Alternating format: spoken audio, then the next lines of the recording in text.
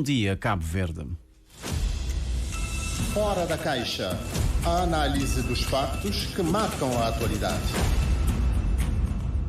Vamos então pensar fora da caixa, às terças-feiras com José Maria Veiga, que de resto já está aqui connosco. Bom dia, uma vez mais, bem-vindo. Obrigado pela disponibilidade.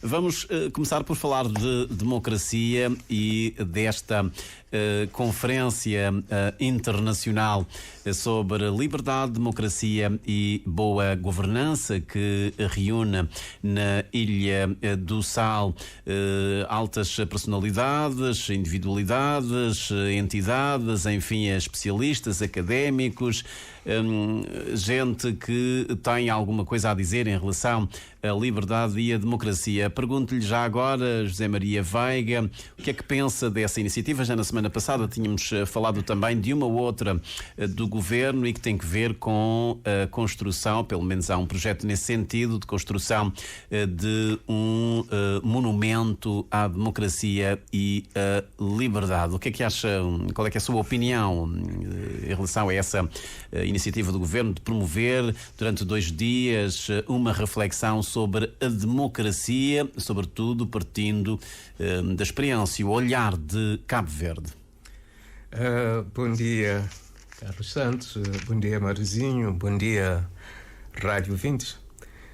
Bom, primeiro gostaria de dizer que eu estou neste espaço a título pessoal, não é? Dou a minha opinião sobre essas matérias, a título pessoal.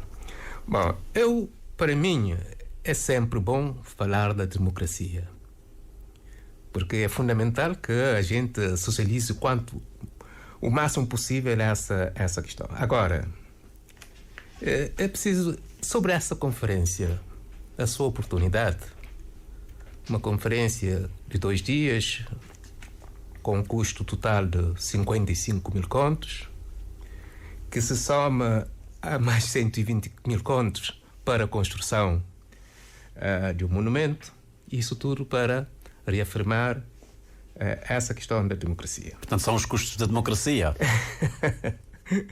Num país como Cabo Verde, já Pedro Pires teria dito que um país pobre não pode fazer política de rico, não é? Infelizmente estamos assim. Agora, a questão que se coloca é que nós, os cabo-verdianos, parece que gostamos que as pessoas falem bem de nós. Dizer que somos bons, que somos campeões, que somos os melhores do mundo. Pelos vistos, portanto, é uma questão que o Movimento para a Democracia encarna perfeitamente. Mesmo a nível interno, se posiciona como os donos da democracia. E todo o resto, pronto, está lá, são os saudosistas, enfim, todos os adjetivos que coloca nessa matéria. Agora, a questão que eu também me perturba um pouco é o facto de estarmos a discutir, a promover um encontro desse sobre democracia, e nós sabemos que a democracia sem partidos políticos não existe. Assim como também a transparência sem o contraditório, sem o pluralismo, também não existe. Então, afastar os partidos políticos de um evento desses, eu acho que, de facto, foi um grande erro. E não faz sentido mesmo. Não é?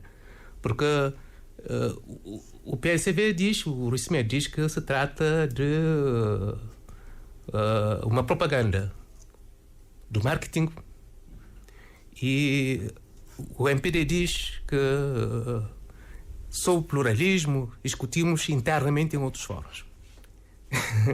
Quer dizer que todos estão de acordo que é um espaço para ter uma voz única, sem contraditório, e vender a nossa imagem lá fora.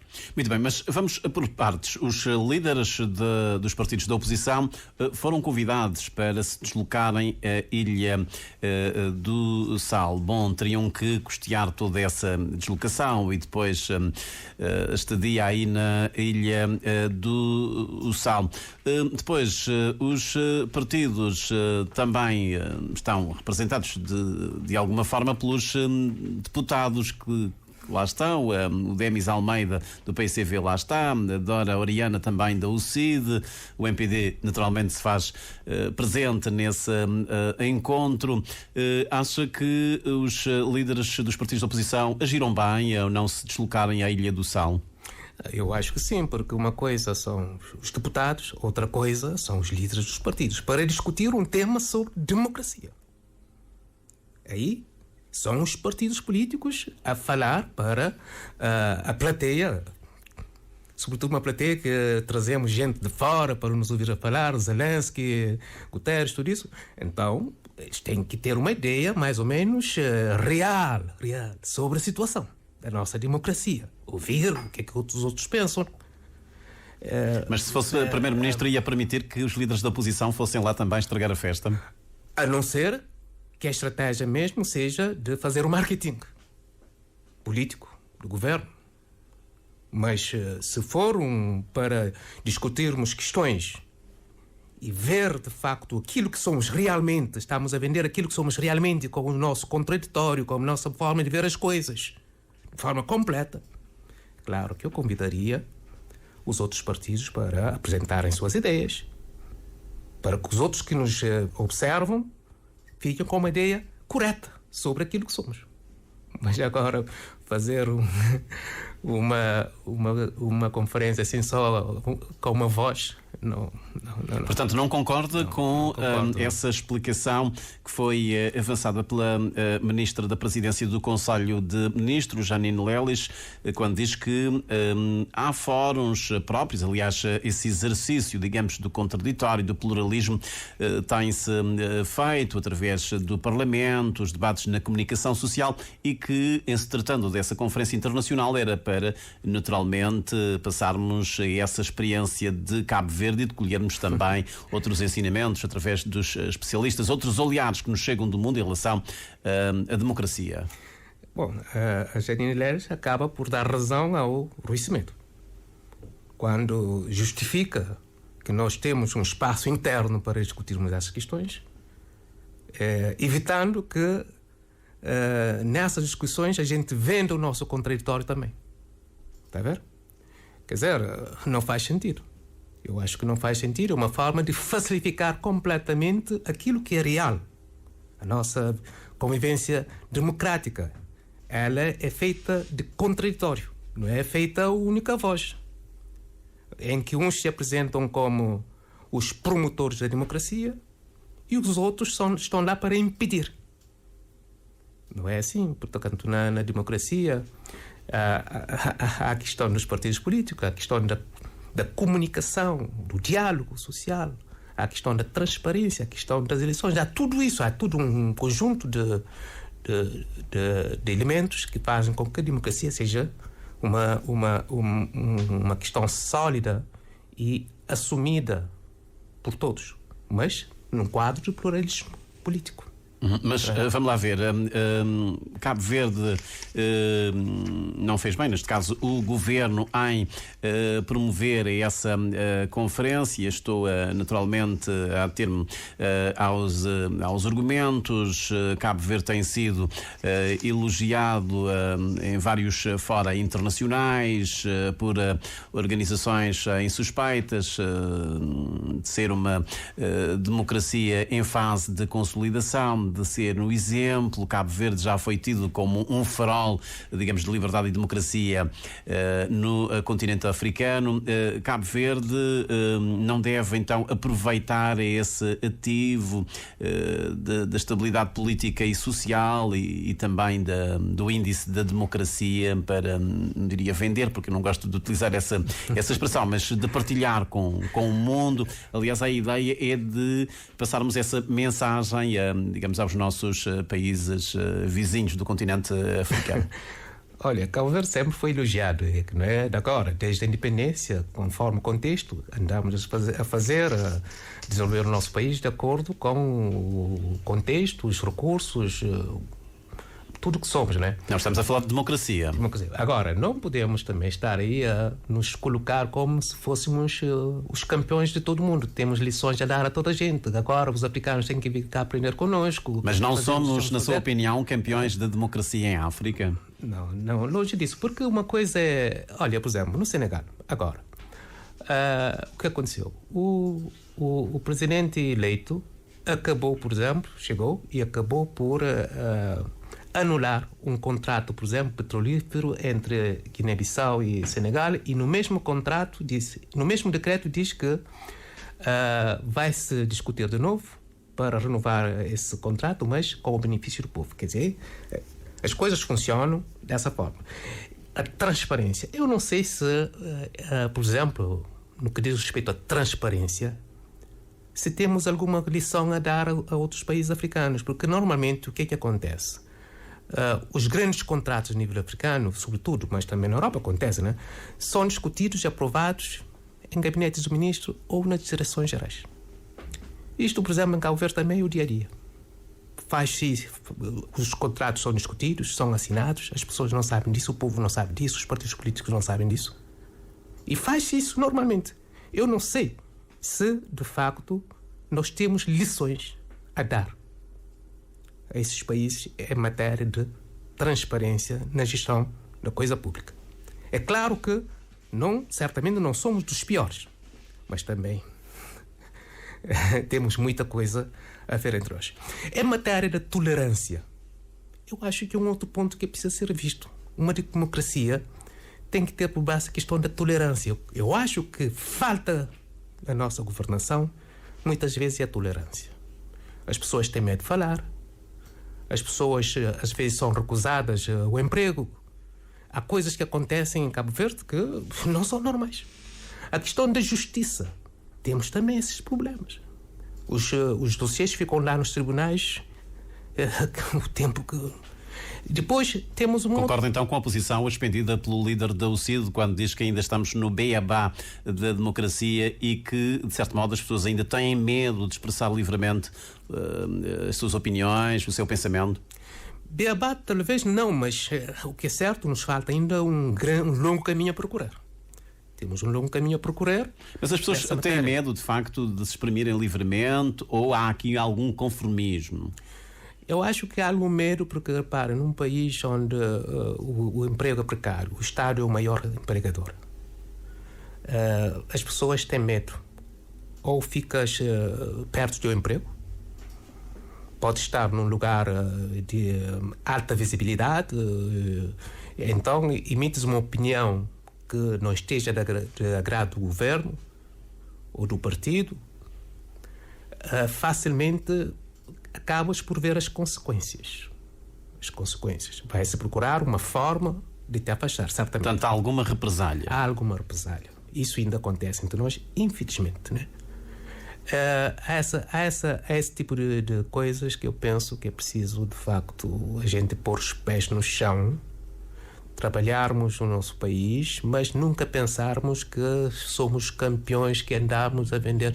Aliás, o Presidente da República uma vez disse uma coisa em relação ao Senegal, que Senegal não precisava de mediadores para ir lá, porque o povo senegalês tem... Podia resolver digamos, internamente seus problemas. Sim. Seus problemas. Portanto, isso significa que há essa capacidade, há uma certa humildade, está a ver? Agora, aqui em Cabo Verde, nós estamos mais preocupados com aquilo que os outros pensam de nós, lá fora. Mas o Zé Maria Veiga acha excessivo investir 55 mil contos na promoção, na realização de uma conferência internacional sobre democracia e liberdade? É extremamente excessivo. Repara que uma conferência com 20 oradores, com cerca de 200 participantes, não sei quantos participantes da Ilha do Sal estão nessa conferência, mas num país como Cabo Verde... Um dos pontos altos foi essa comunicação de Zelensky. Mas gastamos 155 mil contos numa conferência, essa é uma, acho anormal para um país como Cabo Verde. Isso está fora da coisa.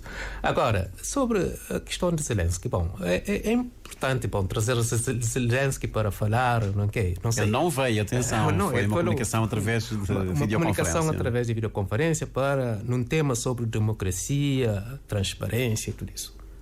Eu acho justa a causa da Ucrânia. É importante, eu também, se fosse ucraniano, lutaria para manter a soberania do meu país. Agora, se eu fosse presidente da Ucrânia, certamente não faria o que Zelensky anda a fazer. Como assim? Porque conduzir o país no sentido de perder 20% do território praticamente, levar o país a perder grande parte da sua população ativa, jovens que desaparecem, num conflito, porque pensa que pode ganhar a guerra a Rússia, que é uma potência nuclear, dos mais temíveis, não é? Eu acho que, no mínimo, é uma loucura. Mas está aqui a integridade e a soberania de um território. É a soberania de um território. Foi invadido. É uma soberania de um território que foi invadido, mas é uma coisa que poderia ser evitada, do meu ponto de vista. A boa vizinhança é fundamental. Você tem um vizinho tão forte como é a Rússia. Você acha que pode derrotar a Rússia? Mas a derrota não será apenas da Ucrânia. Portanto, se a Rússia ganhar esta guerra, portanto, aqui há uma ameaça total para todos os países europeus. É uma ameaça como é apresentada, mas é uma coisa que poderia ser perfeitamente evitada. Perfeitamente evitada. Tanto mais que o impacto disso, depois a Rússia e a China estão juntos, a Europa perde, a Ucrânia perde mais ainda, mas o maior perdedor, de facto, é a Ucrânia.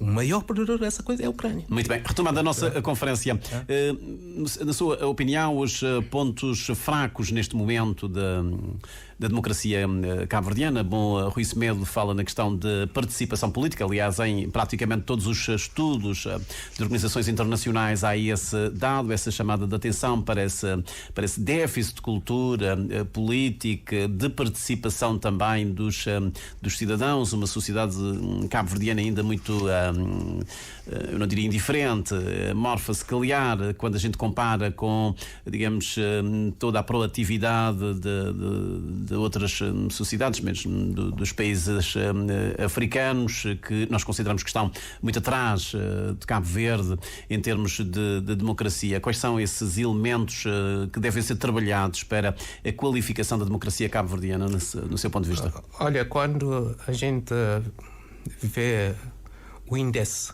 de democracia, tanto com o Economista Inteligente, que baseia em 5 pontos para avaliar os países, né? A questão do sistema eleitoral, a questão do funcionamento do governo, a questão da cultura política, da participação política, dos direitos civis, tudo isso. Cabo Verde aparece mais ou menos bem cotado, mas há pelo menos três itens que precisa de facto melhorar. Tem a ver com a participação política, que está abaixo de 7, tem a ver com a cultura política, mas também o funcionamento do governo não está na grande coisa. Está a ver? Enquanto que no sistema eleitoral aparecemos com uma pontuação quase de 9, qualquer coisa, já bastante alto. É claro que o nosso sistema eleitoral, graças ao sistema NOSE, num dia, logo depois das eleições, do fecho das urnas, 2 horas depois praticamente já temos o resultado, isso contribuiu grandemente para que tenhamos isso, né? Mas há todo esse processo também que conduz às eleições que precisa ser trabalhado. Quando analisamos, por exemplo, a questão do Freedom House, que analisa só dois eixos apenas, que são os direitos civis e a participação, as liberdades políticas, né? Aí também parecemos com pontuação de 92, estamos acima de vários países, é uma situação boa, uma avaliação boa em termos da liberdade. Mas, de todo modo, são questões que estão lá, que são avaliadas, mas internamente as coisas às vezes não são bem assim, né? Bem assim. Há situações mais do que outras. Eu penso que em termos de funcionamento do governo, que tem a ver também com a transparência, deve ser trabalhada grandemente. A questão que tem a ver com a cultura política e a participação política, sobretudo essas questões precisam ser vistas, sobretudo também a transparência. Acha que pode sair alguns subsídios, podem sair alguns subsídios dessa Conferência do Sal para ajudar a melhorar esses pontos fracos ainda na democracia cabo-verdiana? Os subsídios nós temos no dia a dia, nosso trabalho que é feito aqui, temos subsídios à vontade. Basta praticar, porque temos textos democráticos dos mais modernos do mundo, nós conhecemos tudo isso. Não sei se há alguma novidade que isso vai trazer para o nosso funcionamento da democracia aqui no país. Precisamos, de facto, de pôr na prática aquilo que nós temos, que estão nos papéis oficiais. Muito bem, temos que avançar. Há dias foi noticiado que Cabo Verde vai beneficiar de mais uma derrogação desse acordo de pesca, pelo menos no capítulo atinente à exportação de pescado para o mercado da União Europeia. Já perdia conta quantas derrogações, e o que se tinha dito é que a última, esta que ainda está em vigor, portanto seria a última derrogação, e o Governo tinha prometido algumas reformas neste setor da economia azul e das pescas, no sentido de Cabo Verde deixar de depender dessas sucessivas derrogações para exportar pescado para o mercado da União Europeia. Parece-me que ainda falta, de facto, aqui algum investimento nesse setor. Sim, a derrogação permite Cabo Verde exportar para a União Europeia os seus produtos de pesca isento das taxas alfandegárias. E isso, pelo menos desde 2003, que assinou esse acordo. Esse acordo, portanto, tem mais ou menos uma validade de 2-3 anos e sempre tem que ser renovado. As negociações são feitas em Bruxelas. Eu mesmo estive. É um longo processo. Sim, um longo processo. Eu mesmo já estive lá uma vez. Só que durante todo esse período há toda uma incerteza. Uma incerteza como é que as coisas vão acontecer, se haverá uma aprovação ou não. Porquê? Isso tem a ver com as regras de origem. As regras de origem dizem que, pronto, nós temos que ter os nossos atuneiros, por exemplo, no caso, portanto, da exportação do atum, para que esse produto seja considerado, de facto, com uma grande porcentagem, como um produto nacional. Não é? Mas as regras de origem, praticamente, se forem vistas ao pormenor, acabamos praticamente por perder essa autorização, porque o que é que acontece? Nós compramos peixe aos atuneiros estrangeiros. Muito peixe que recebemos, portanto, não são pescados por nós, mas acontece também que a empresa, por exemplo, Frescomar. Portanto, é uma espécie de importamos pescado, transformamos e depois exportamos para o mercado da União Europeia. Transformamos, conservamos, transformamos, preparamos, tudo isso e depois exportamos. E nessa exportação, então, é que se aplica a questão da regra de origem. Mas se for aplicada, não... Cabo Verde fica de fora. Ficamos de fora, então há essa autorização. Então, o que é que preciso fazer? Seja, vai-se mudar o acordo, já se tentou mudar o acordo, com a CDAO, porque também é preciso saber, ter em devida conta que nós estamos nessa parte da África Ocidental, e nesse quadro há a Nigéria, por exemplo, que não quis assinar o acordo, portanto esse acordo ficou de fora, e continuamos nessa incerteza, razão pela qual conseguimos uma nova derogação, porque a derogação anterior terminou no mês de janeiro deste ano. Então há que agora conseguimos uma nova derogação.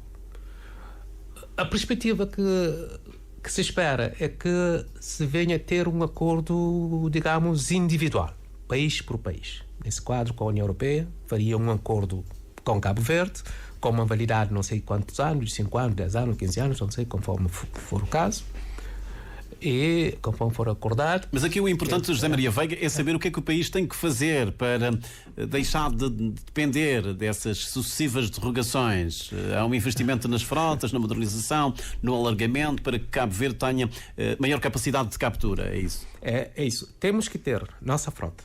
Já no passado já tínhamos, não é? Tínhamos uma frota de atuneiros. Bom, o presidente da APESC diz que o setor das pescas foi desmantelado.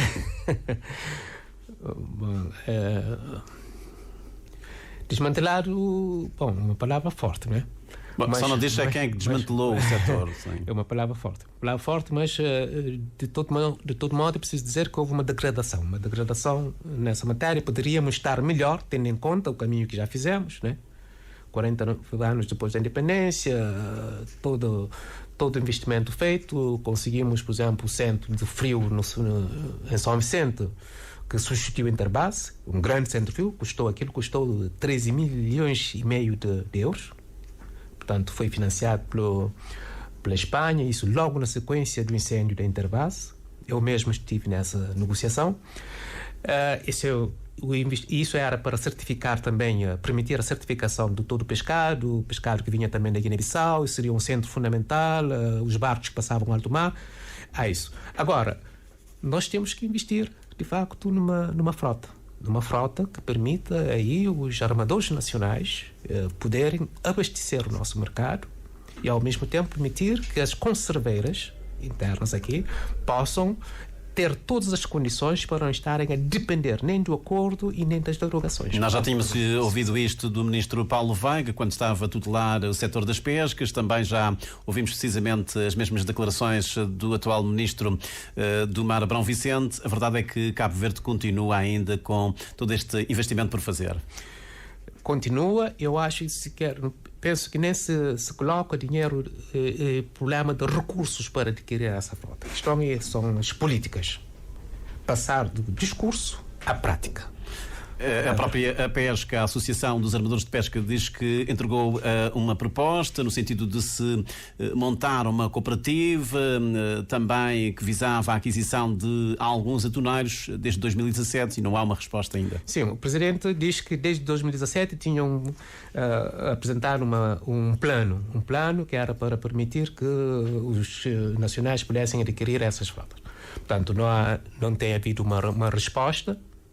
Pelo menos a coisa está lá, não há uma decisão, uma resposta definitiva. E eu penso que são questões que precisam ser tomadas, porque ele também argumenta que, tendo em conta a importância do setor das pescas na vida das pessoas, na nossa sobrevivência, um valor fortíssimo para a economia cabo-verdiana, que espera, não é, uma atitude bem diferente do governo, no sentido de permitir que essas aquisições sejam feitas. Eu penso que ele tem toda a razão, portanto é uma questão a trabalhar. Uma questão rápida ou breve, a questão do AMI, do Crioulo Jazz. Terminou esta grande maratona de música do mundo na cidade da Praia. Do seu ponto de vista, o que é que terá ficado em termos de resultados desses dois grandes eventos? Olha, o Yoda Silva fez uma declaração. Ele diz que foram 3 noites com diferentes tipos de música e que o público gostou muito, né? E que conseguiu, as expectativas foram conseguidas, foram boas expectativas, e que também se recuperou a perda, portanto, do público devido à Covid, que agora, portanto, melhorou, mas que é preciso fazer uma promoção anual sobre essa questão, sobre esse evento, sobretudo do Crioulo Jazz. Acha que no próximo ano estaremos aqui de novo a discutir a questão do financiamento do AMI e do Crioulo Jazz, ou será uma questão ultrapassada? Não, certamente estaremos a discutir isso. Infelizmente estaremos a discutir isso. Ele, inclusive, chama a atenção, diz que é necessário, se houvesse, por exemplo, financiamento antecipado, que a promoção seria feita com antecedência, que as coisas iam ser melhores, também os resultados seriam melhores. Ele diz isso. E vamos lá ver, porque a questão da estabilidade financeira, ele diz que é um calcanhar daqueles, tem que se resolver. Muito bem, José Maria Veiga, obrigado por ter vindo uma vez mais aqui ao nosso Fora da Caixa, edição para esta terça-feira.